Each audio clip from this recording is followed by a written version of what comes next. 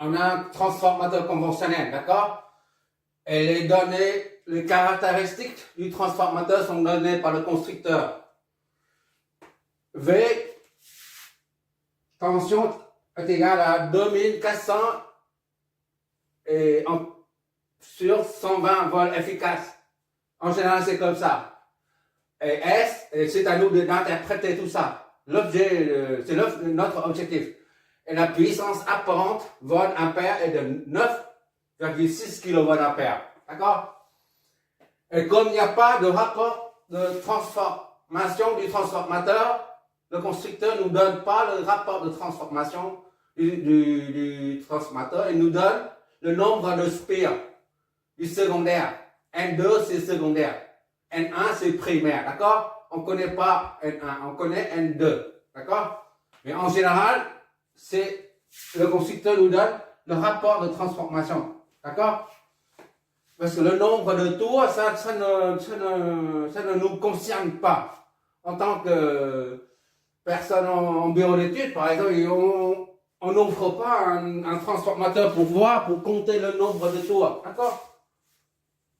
Ce qu'on veut, c'est le rapport de transformation. Mais ça, c'est le premier exo où il y a le nombre de tours sans rapport de transformation. Et à partir de là, on déduit le rapport de transformation. À partir du deuxième exemple, jusqu'à la fin, on ne verra plus le nombre de tours. D'accord? C'est juste un exemple. Voilà, ces trois choses sont des données constructeurs. Et c'est à nous de déterminer le rapport de transformation du transformateur et le courant, les contentions admissibles aux bornes du transformateur. Je redessiné ça ici, là. Pour l'instant, on ne s'occupe pas des points de marquage, d'accord? On verra lors de l'analyse approfondie, on aura besoin des points de marquage, mais pour l'instant, on n'a pas besoin. D'accord? C'est pour ça, bon, on met quand même si tu veux, si tu préfères. Voilà. On va interpréter ça. Premièrement, c'est la tension. Ça, quand c'est marqué comme ça, là, V est égal à U est égal à 2400 et 120 volts efficaces. C'est toujours en efficace, d'accord? Des valeurs efficaces. Et la puissance apparente, tu t'en rappelles? Juste la vidéo qui précède celle-là, c'est-à-dire la vidéo qui termine le chapitre de puissance. On a expliqué ce qu'est la puissance maximale moyenne ou la puissance active maximale et l'équivalent thermique. D'accord? On a expliqué la puissance active est égale à la puissance moyenne. D'accord? Et il n'y a pas de déphasage. C'est égal à VF et F là. Tu te rappelles? D'accord? Et la puissance apparente, c'est pareil. C'est S est égal à VF et F. D'accord? Lors de la dernière vidéo, on a dit ça équivalent au dégagement de chaleur. À cause de la circulation des électrons, d'accord? Et c'est ça que tu retrouves tension efficace et courant efficace ici, là. Volt, ampère, d'accord? On va volt, ampère efficace normalement, mais c'est marqué comme ça sur les plaques constructeurs. Pourquoi? On va expliquer, interpréter ça au fur et à mesure. Là, ça. Quand tu vois ça, de 2400 et 120, ça c'est le primaire, la tension au primaire. Et ça c'est la tension au secondaire, d'accord? Tu notes ici et là, puisque j'ai mis le point en haut, mais ça c'est 2400 volts, d'accord? Efficace, d'accord? V efficace, n'oublie pas ça. V efficace. Et la tension au secondaire, ça, c'est 120. À la sortie, tu recueilles 120 ici. 120 volts efficace. Toujours. D'accord? On est en train d'interpréter les données. D'accord? Et S, c'est la puissance apparente.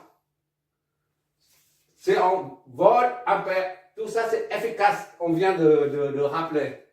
S ici signifie. Il faut bien interpréter, sinon on ne peut pas analyser par la suite. S, c'est-à-dire que la puissance apparente au primaire, d'accord? S au primaire, là. Ça c'est S au secondaire, la puissance. La puissance est égale à F fois I, d'accord? Supposons que ça entre comme ça, là. I primaire. Ça c'est I secondaire. La sortie. Ça c'est V secondaire. V primaire. D'accord?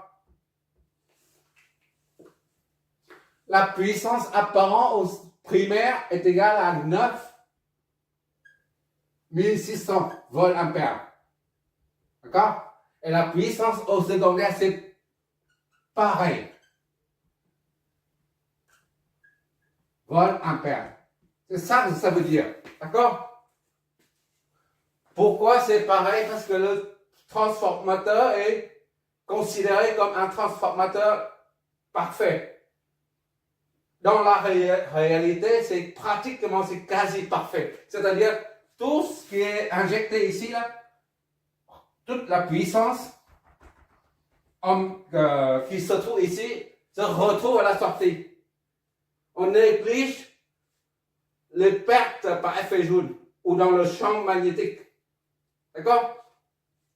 Tout ce qui se trouve au primaire, la puissance apparente au primaire se retrouve au secondaire. C'est ça que ça veut dire. Puissance apparente 9600 20 ampères au primaire sera transféré par couplage magnétique.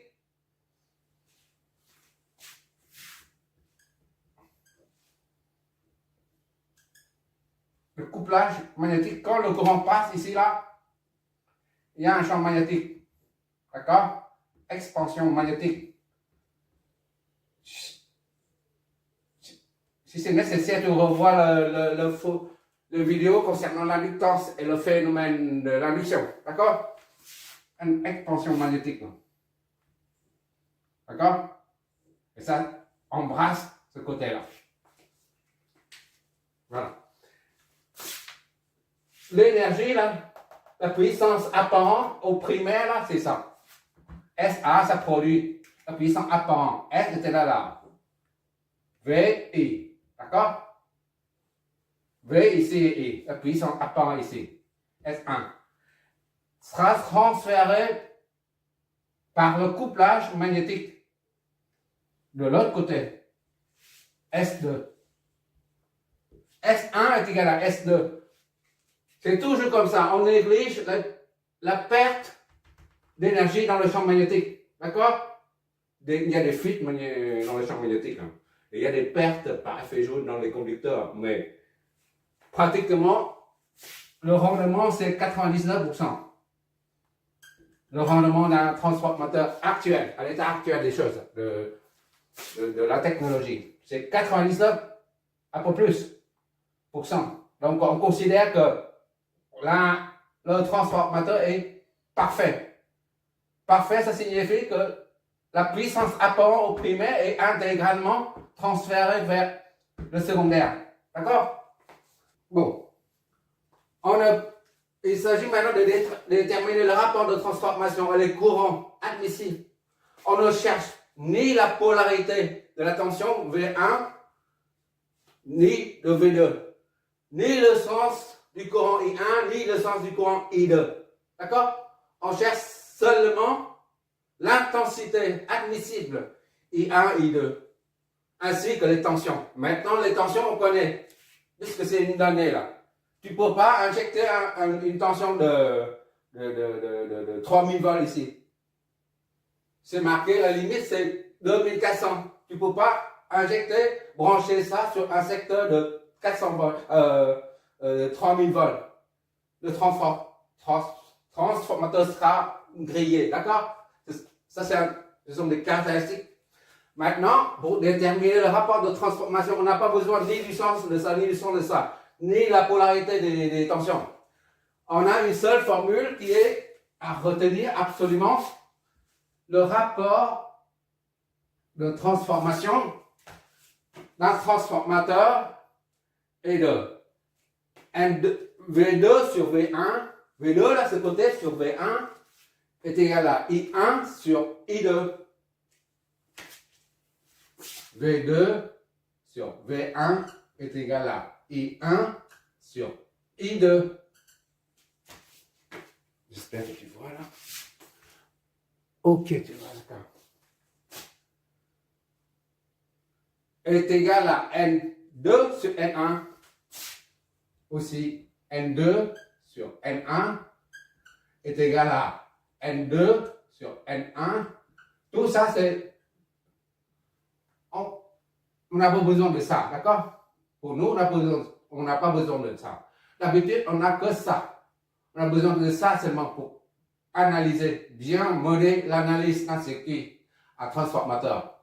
Mais nous, pour notre cas présent, là, puisque on a le N.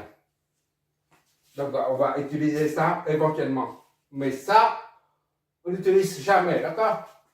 Donc, j'efface, je garde ça seulement. Voilà. Ça, c'est notre formule, la seule et unique formule à retenir pour pouvoir analyser un circuit à transformateur. Bon, pour déterminer le rapport de transformation, dit N. N est égal à combien?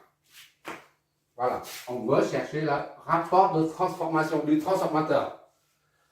Il suffit de prendre L est égal à, on connaît V2 là. V2 c'est 120 sur 9600 sur V1, d'accord, V2 sur V1. V1 est égal à 120 en vol efficace sur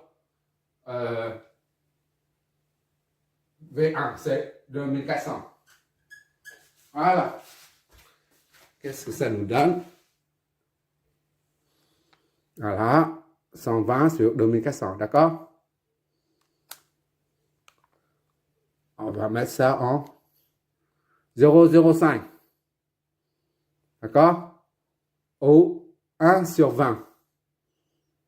D'accord?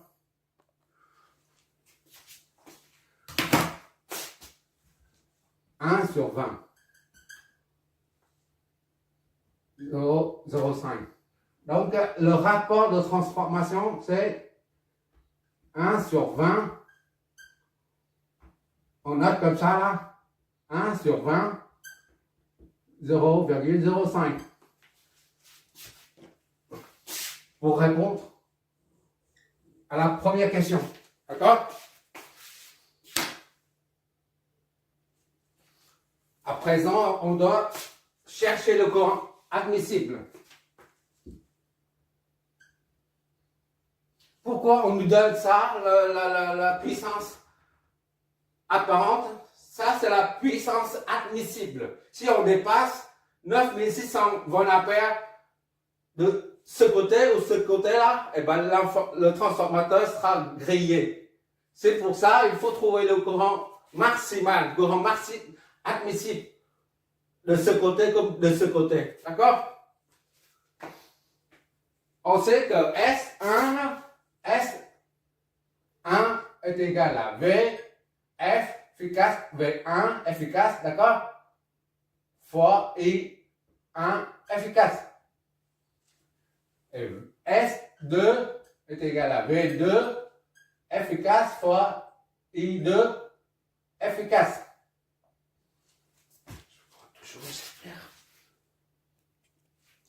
Le fait que le transformateur est vu comme idéal, est considéré comme idéal, c'est-à-dire parfait. S1, la puissance apparente au primaire est égale à celle au secondaire, c'est-à-dire S1 est égal à S2, est égal à S. D'accord? La puissance apparente maximale limitée est de 9600 voltampères. En V, en transfert idéal. idéal ou parfait. D'accord? Pas de perte. Pas de perte. D'accord?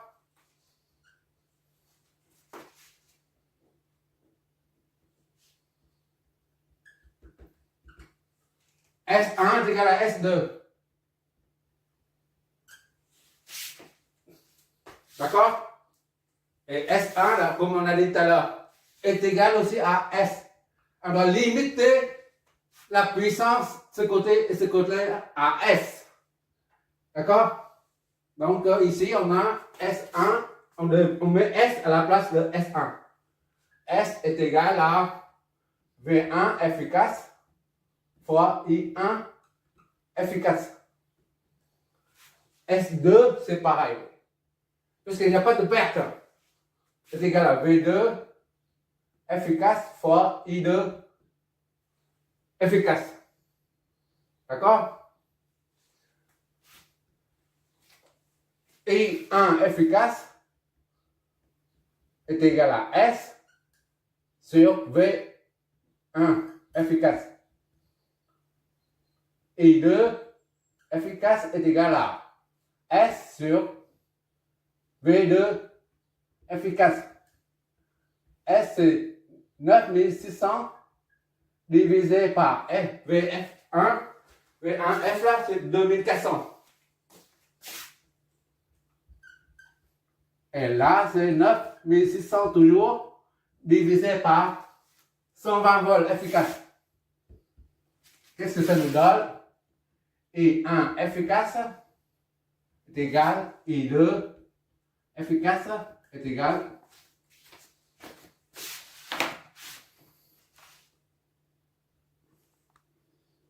vu, voilà,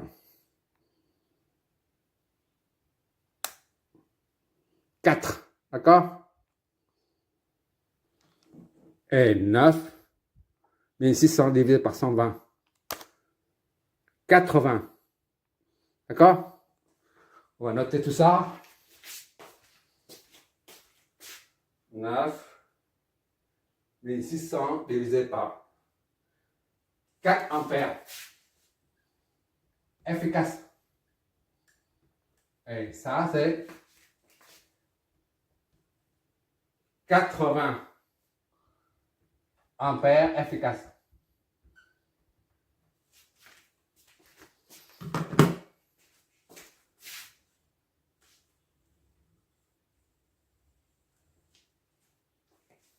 C'est là. Ça, ce sont des intensités admissibles à ne pas dépasser sous belle destruction du transformateur. D'accord? Courant admissible.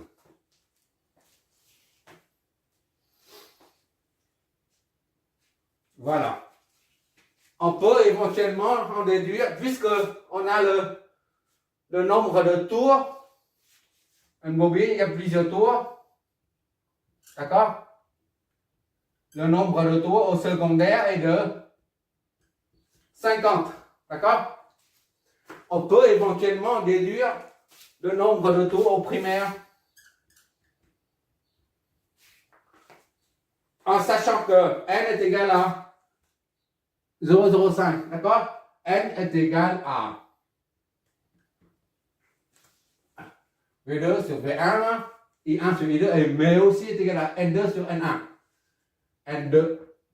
N2 sur N1. Or, N est égal à 0,05. D'accord? 0,05. 0,5. Soit N1 est égal à 0,05.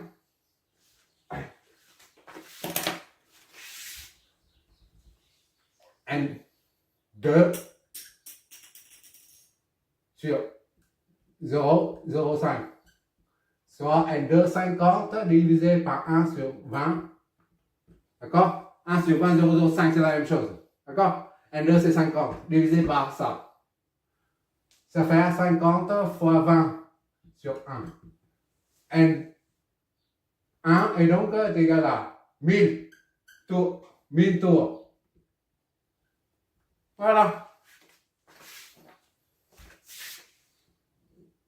Mais ça, on n'a pas besoin pour notre étude, notre analyse des circuits à transformateurs. D'accord?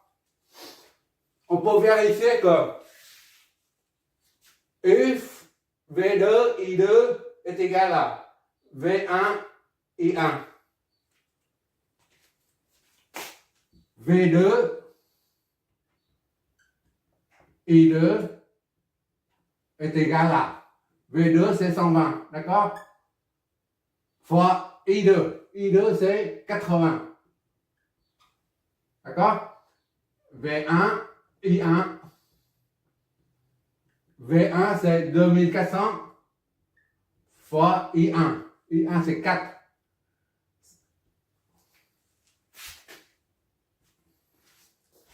Qu'est-ce que ça nous donne? 120 fois 80.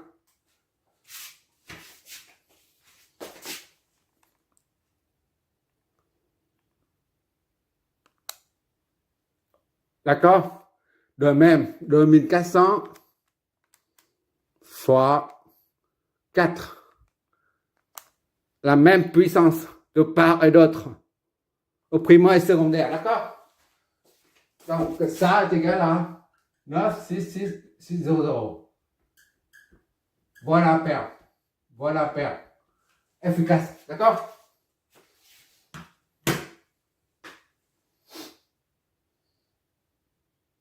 De même, maintenant, on prend I, par exemple.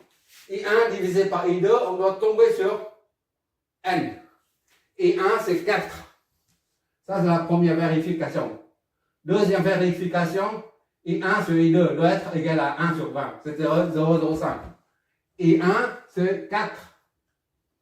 I1 sur I2, est-ce que est égal à 0,05? Est égal à N.